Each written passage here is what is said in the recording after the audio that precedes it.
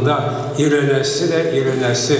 Şunun için bizge yaş alimlerini ür-yamadan dillerimizge yaxşılap öğretip, hem mında yetişmegen materyallarını da jiyip, ana şu bizning tamirlarımızı nıklap tekşirge kerak.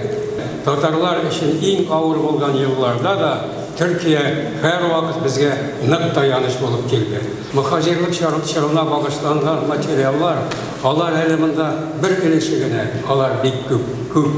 Evvel muhacirlik negizde, ol 16. asırdan başlanıp gitti, 16.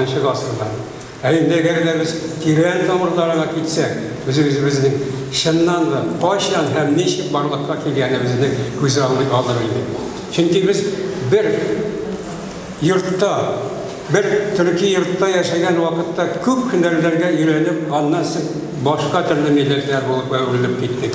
Devletler, imperiyalar, barlıkka kileler, ondan sonra yukka çıkarlar. Lakin milletler hem alarının medeniyetleri, kültürleri yaşarga devam eder. Bu arşiv dokümentleri bizge bu milletlerinin turunda malumat verirge üçün bir faydalı.